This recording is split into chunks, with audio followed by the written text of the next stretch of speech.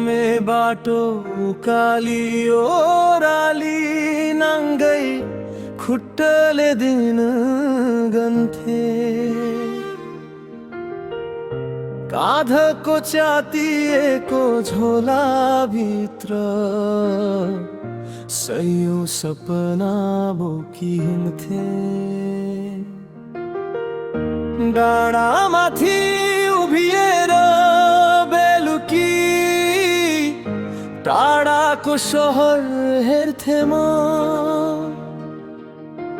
हातले आकाश छुन नसके पनि आँखाले कहिल्यै हार मानेन।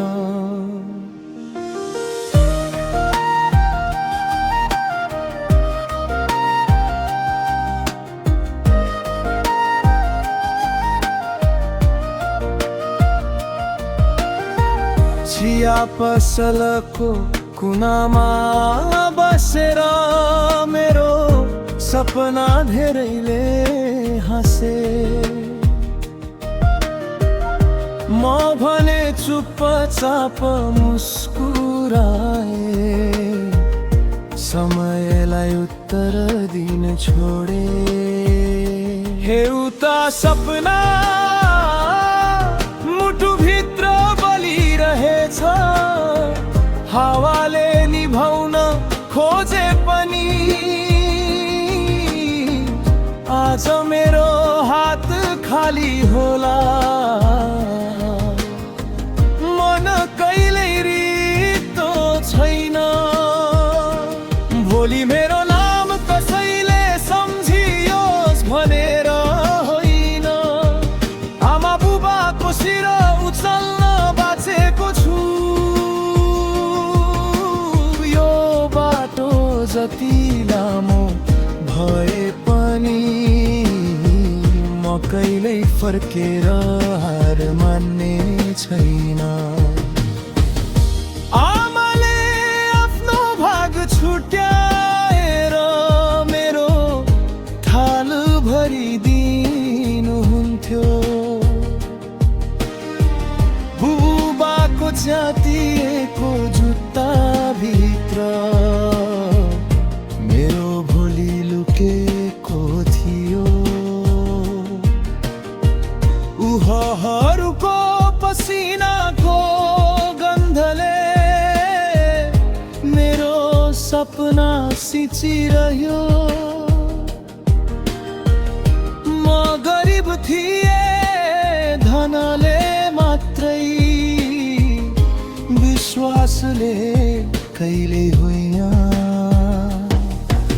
साँझ पर्दा आमाको बत्ती ढोकाले भरिदिनुहुन्थ्यो। मेरो छोरो सफल होस् सायद त्यही प्रार्थना थियो। एउटा सपना मुटुभित्र बलिरहेछ, आँधीले रोक्न सकेन कहिल्यै।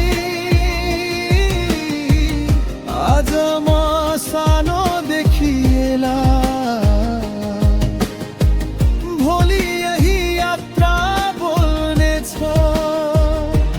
भाग्यले ढोका बन्द गरे पनि आशाले झ्याल खोलिरह्यो। मेरो पाइला थाक्न सक्छ तर मेरो सपना थाक्ने छैन। गरिबीले सपना मार्दैन, डरले मात्रै रोक्ने रहेछ। पहिलो पाइला चाल्ने मान्छेले आफ्नै बाटो कोर्ने रहेछ। यदि यात्रा कठिन छ भने गन्तव्य पनि सुन्दर हुनेछ। एउटा सपना आज पनि बलिरहेछ, मेरो हरेक सास सँगै। जिन्दगीले जति परीक्षा लिए पनि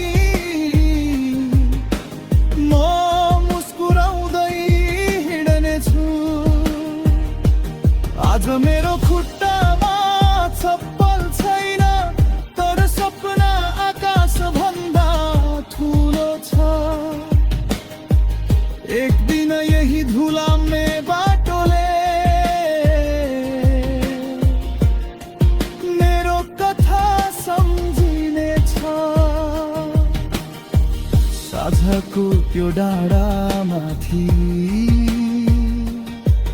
एउटा केटो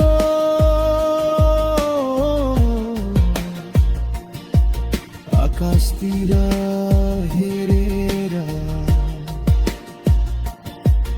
अझै सपना देखिरहेको छ।